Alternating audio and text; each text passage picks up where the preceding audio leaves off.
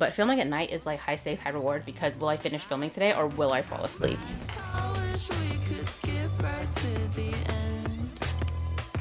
So I'm going to talk a little bit about like absolutely nothing, honestly. Like, this is definitely a me rambling saying, don't you dare. Willow, like, now is not the time. I'm sorry. If you want that, I'm going to kick you out. What do you want to do? You don't know. You mostly want to razz your brother right now with me in here. Give me 45 minutes. Thank you. Thank you. Okay, she decided to sit down and wait. That's like super thoughtful of her. And sigh dramatically. What a drama queen. Hi, my name is Dami. I don't have hair today. And today is like a very random video. This is definitely a video, like, go and like put it on and like get some laundry done or something, because I have notes, and the video is titled, like, the title of this, like, of my notes is Preptober. Will I be talking about that? Absolutely not, because I haven't prepped anything. But I was like, I should make a video. Let me sit down and like kind of organize my thoughts about Preptober. And then suddenly the 3 pages was born, and I was like, nailed it. And so that's what we're going to be doing today. First of all, when were y'all going to tell me about the infinitesimally small like lag between the video and the audio? Like, was no one going to tell me about that? I did not notice that the last like 5 YouTube videos I've put up there's been like a very, very, very, very, very small lag. No one said nothing. None of y'all said nothing. I thought y'all were supposed to be like girls or something. Okay, that was weird.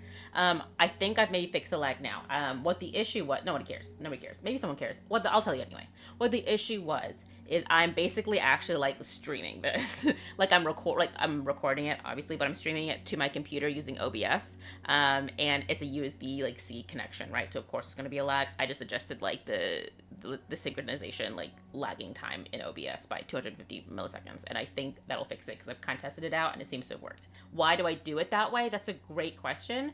Honestly, it's because this is embarrassing. It's because I don't know how to connect like an external mic. And by an external mic, I mean the mic that I use for my computer, because I'm not buying another mic. Yeah, that's mostly it. I'm not buying another mic. I have this, is it Fifine? Whatever. And it works and it's great and I use it on my computer and I'm not buying a new one.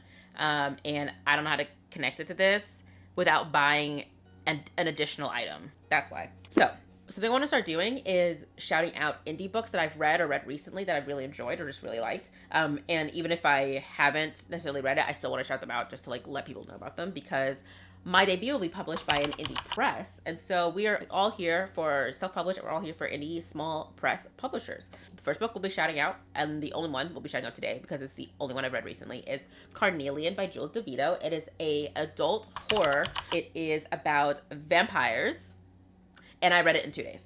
I will read the back of the book and then kind of tell you the vibes and what I liked about it. But here it is.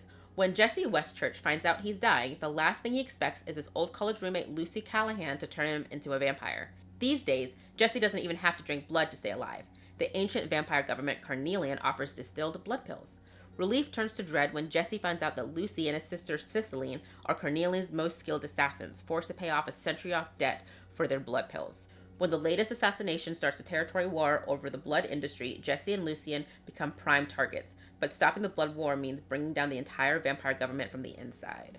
So basically, it's like vamps, but make it like a mafia boss set in today. And it's like so fun. It's horror. I don't usually read horror. I don't usually watch horror. I'm a chicken. I'm a scaredy cat. I don't mind reading horror. I don't read it often. Give me some recommendations for some good like horror that you really enjoy and I'll check it out. But if this is horror, I'm down. Like, this is fun. This is a lot of fun. The characters are very eclectic, like very quirky, eclectic group of characters. Very recognizable. It's multi-POV, and Jules does an amazing job. I could tell you which character's POV we were in, even if she did not have the titles, like, for the characters. Because each one has, like, it's third person limited, but each person has a very distinct voice and way of narrating and speaking that I felt like even if she had not put in those title names, I would be able to tell her, like, I would be able to point out whose point of view we were in. Really love the characters, including the characters I did not like. I was, like, vibing with. I was like, go on, evil villain, say more.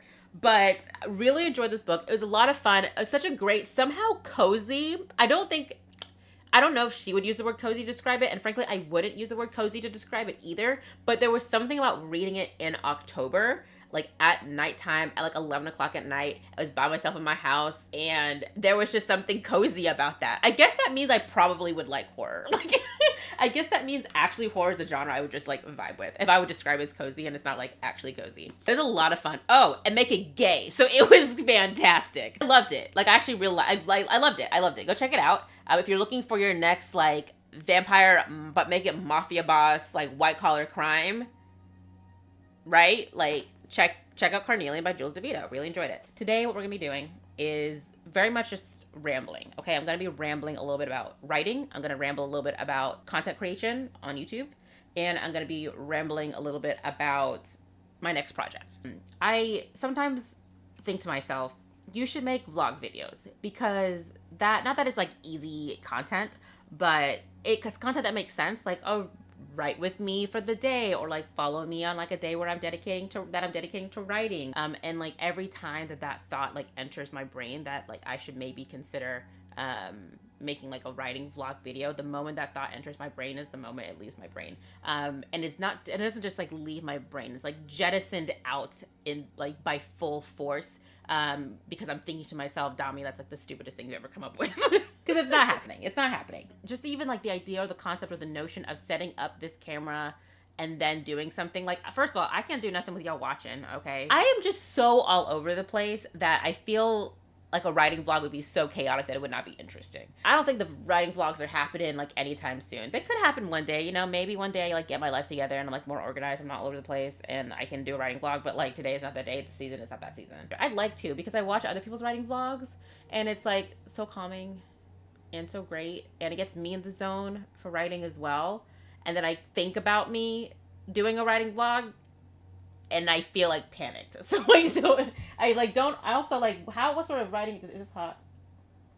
No, that was a bad way to test that. Also, I think to myself, like, if I'm going to do a writing vlog, then I want you guys to be entertained and not feel like panicked, okay? It's not a good feeling, but that's that. I have this tendency to just like do too much, okay? Which kind of goes back to the writing vlog idea, because like that's an idea, right, that I have. Like, this is excellent.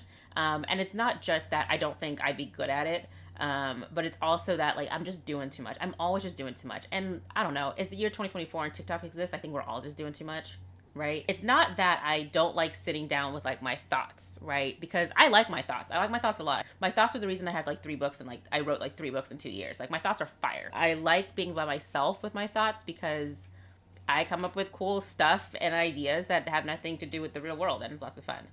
So I don't think it's that I like being like I'm scared of being alone with my thoughts. I don't mind it, I think. Usually, nowadays. I'm in a good space. I'm in a good place, I swear. But I like being alone with my thoughts. So I don't think that's the reason I've been doing too much. I think I just have like a lot of ideas. I'm like, wow, that's a great idea. I should do that. And I think there's nothing wrong with that either. Which actually brings me to this next video. So I actually have another video that I've already filmed and edited, and for the most part, like, it just needs like one more round of like edits to make sure everything like looks good, and I can just like post it and I'm done. So I have this other video that's ready, but this video was about like my breakup with Instagram, basically. It was done dramatically because of course it's going to be. And I went through like the 5 stages of grief concerning my relationship with Instagram. Basically kind of going more into detail as to why I jumped ship from Instagram and came over here to YouTube. Which I thought was like, that could be an interesting, fun idea. And that's why I filmed it, and that's why I edited it. And then now that it's time, like, this is probably around the time that I'd want to like post a new video. Now that it's like time to post, just clean up and like post it, I don't want to. Because first of all, what does that have to do with writing? It does have something to do with writing, because it was about how like forming a writing community on Instagram is like not my like cup of joe, not my slice of bread, not my cup of tea. But I don't feel like posting it anymore because I worry that the video is gonna come across as very like, woe is me, woe is I, but like, woe is not me, my life is awesome. Even in the video, I mention a lot of times like, it's like lots of people like Instagram, and that's okay. For example, my sister is on Instagram, and I will plug and chug it here because she's amazing. And she's great, and she loves the platform, and she's doing great things, and she's very happy with the platform. I think that's amazing for her. And I 120% support. So it's not like I have a problem with Instagram. It's like, it's doing well for other people that I love and care about. But I'm like, I don't want to post this anymore. It doesn't have a whole lot to do with writing. It kind of seems like I'm just like capitalizing on a popular topic, or not even a popular topic, but a topic that lots of people may be interested in. And it just like feels weird, and so I haven't posted it. But that's the thing, right? So I filmed this whole video, edited this whole video, and now I'm just like, nah. And that happens a lot with me. Like, there's lots of stuff that I go all the way, and then I'm just like, No. Which also brings me to like another idea that I had. A thing that I did want to talk about, or did actually, like I straight up did this. I made a Discord.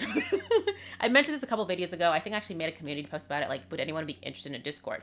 For those who are not super familiar or don't know much about it, Discord is basically a place for you to form a community through like forums. I actually ended up creating a Discord for like a writing community, and more like specifically people who are finding each other like on YouTube, through like Authortube, but not just for writers. I think it's a space that's very much open to, like, to readers too, and maybe I'll actually like share some of like the Discord channels and stuff like that I created, especially for those who are not super familiar with Discord, to have like an idea of how it works.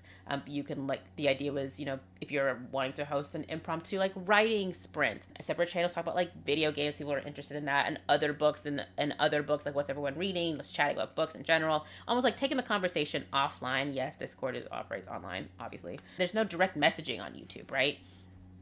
It's all like just the comment section, and that's it. And so this is something that I considered, and I went as far as making the entire Discord server. I was a little bit surprised at how much work was required in creating a Discord server, but I did it, and it's not broken. I have like a tester account that I created to kind of like go through things and make sure that everything looks the way it's supposed to look, depending on what sort of like user you are, or what sort of like roles you take. And so I created a whole Discord server, and I've been on the fence about sharing it. And yes, I'm sharing it here right now, but that doesn't mean like there's no link. Like, you don't got no link, you can get in. Part of the reason why I worked to get the server like up and running was, this is a great time, like before NaNoWriMo, whatever you want to call it. I'll call it NaNoWriMo because everybody knows what that is. Especially ahead of NaNoWriMo, I was like, oh, this would be like a great space, a great opportunity for author-tubers, or people who've met each other through like Authortube, even if you're not like, a creator, but you're somebody who follows a lot and you are a writer as well. A great place for us to exist, because I don't think like an Authortube specific space exists outside of YouTube, obviously. I thought that was a good idea, and so I did it, especially before NaNoWriMo. And now I'm like worried because I do too much. I'm like, do you have the energy to host a server, Dami? Like, be honest. Be so freaking honest with yourself. Because right now, my life is not super hard. I mean, very much like this specific slice of life where I'm kind of working on a project that I've mostly drafted. I'm kind of basically between draft 0 and draft 1, so I'm still drafting. Work is going fine. I'm not like on a super strict deadline right now. That will change likely by the end of the year. So I literally have like weeks is what I mean. Like, it's really just these next couple of weeks where I'm not just like pressed in terms of like super busy and like really stressed out about it. I should rest like these couple of weeks. I should be like doing the absolute most, okay? Be 100% with yourself, Dami. Can you do this? And I'm like doubtful. I don't know if that doubt is coming from a place of fear, or if that doubt is coming from a place of like experience, like knowing me, knowing that you do this, you take on too much when things are like going good, and then when things get busy, you're frazzled and razzled and dazzled, okay? I've had this Discord server basically like functional for about a week, and I'm super nervous about what to do with it, so I'm doing nothing. If you are interested in a Discord server, shout out in the comments. And if you're interested in like modding, or you're familiar with modding, shout it in the comments too. Honestly, listen, I'm gonna be honest. If you're not familiar with running a Discord server, even a small one, or like starting one, if you don't know how to do it, like, do not volunteer to mod. Like, this is my first time doing it. I don't need any more newbies with me.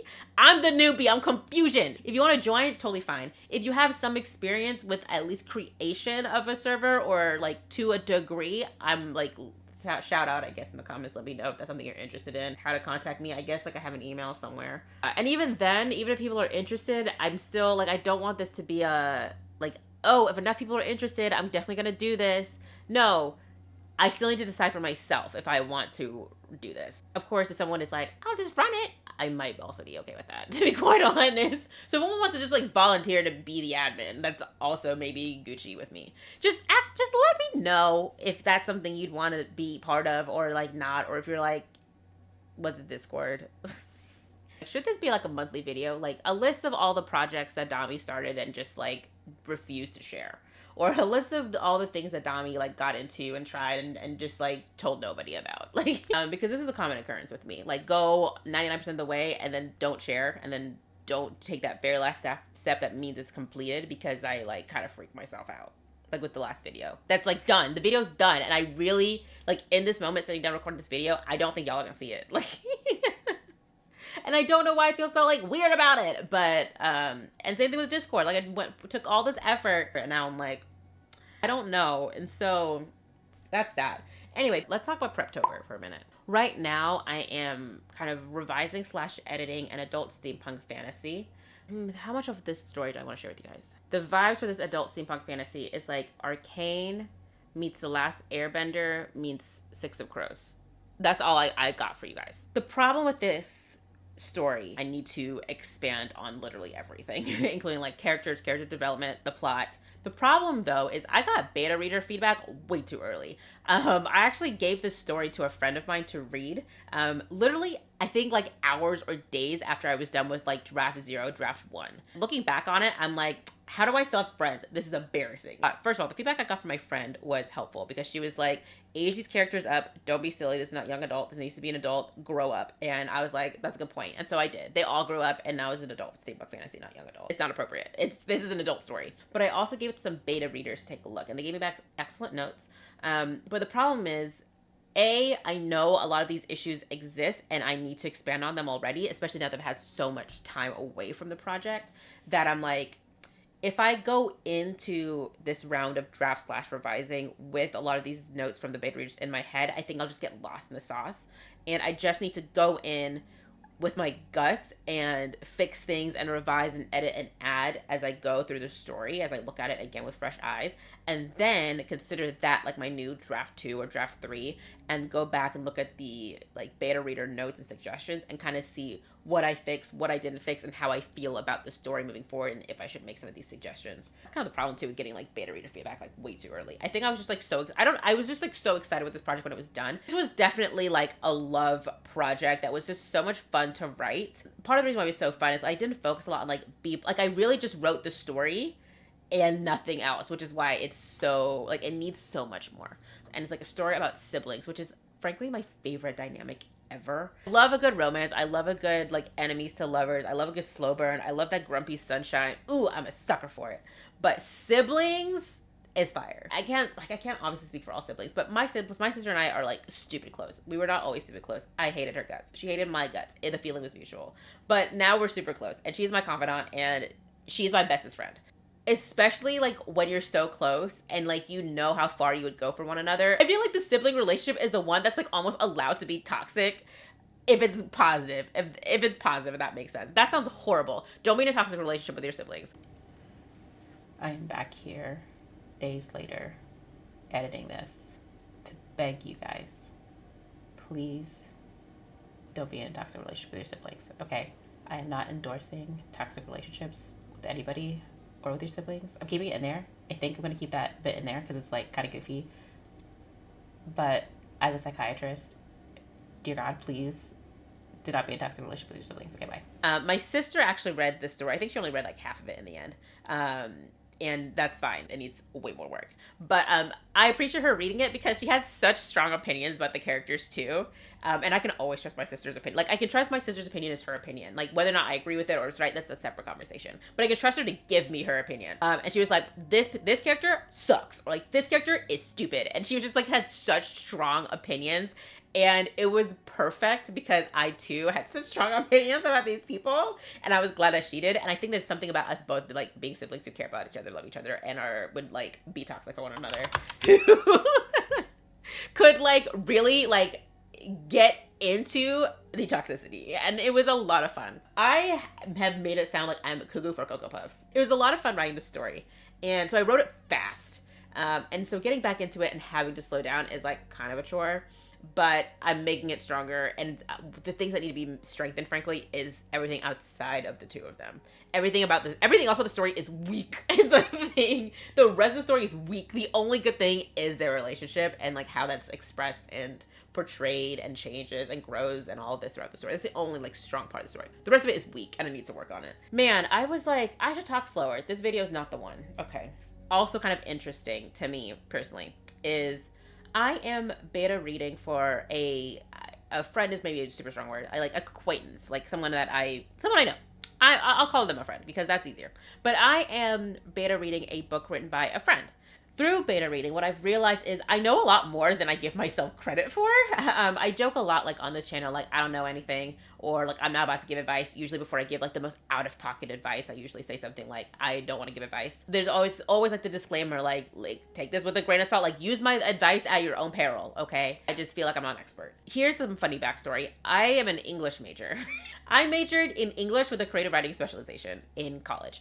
In my senior year of college, I wrote a short story that won first place at a like writers conference for for providers. I'd say it was like a health science writing thing, I guess. I won like first place like as a senior in college. I think I just turned 21 because they were serving alcohol and I was able to drink it. College was a long time ago. 21, that was a hot minute ago.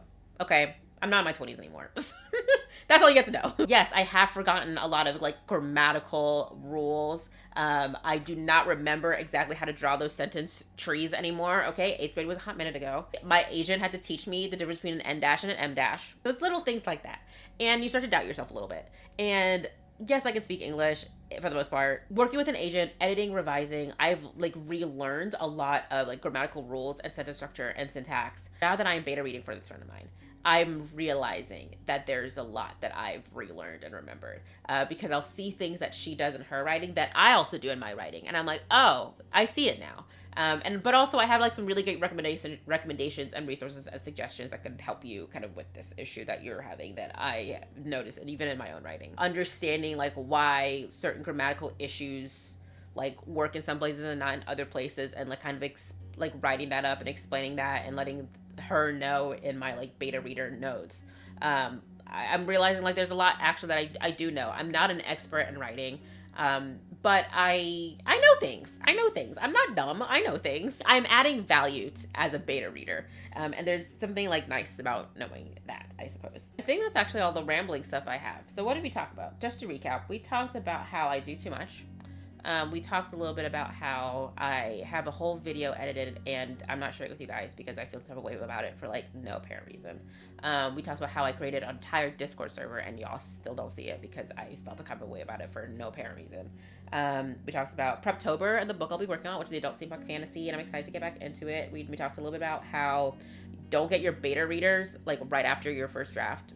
As in like 24 hours to 48 hours after your first draft, like maybe like sit on it for a hot minute. Honestly, I say that like it's totally fine to get beta readers like 24 hours after you've finished it, especially if you're gonna be working on it like right after. I decided to like, I haven't looked at my project in like 2 years. So I'm looking at it with the freshest of eyeballs. Again, don't listen to me if you don't like my ideas or what I have to say, right? Like I don't know nothing. I know some stuff, but like, do I? Nobody knows. I think we're done. If you made it this far, thank you so much for watching this rambly, no sense of direction video. Hopefully this one makes it to your screens and I do not change my mind and decide to not post it for unclear reasons. If you're interested in the Discord or you would like to join a Discord like that, especially before NaNoWriMo. For real though, sound off in the comments because you may be able to bully me into doing it, but I really don't know. Like, as I'm sitting here, like, filming this right now, I really don't know if I'm gonna, like, go through with it because I really am worried about taking on too much and then freaking myself out and then panicking. I really am nervous about, like, doing too much. Thank you so much for watching. I hope today's video was mildly interesting or at least entertaining. Don't forget to like, comment, subscribe, all that jazz, and I'll see you in the next one. I wish we could skip right to the end, but we keep dancing slow like more than friends. Leave me alone, then I'm been dead. But I wonder what it feels like. Also, how do we feel about how dark this is? Like gloomy October vibes? Like, ooh, doo doo doo doo doo doo doo.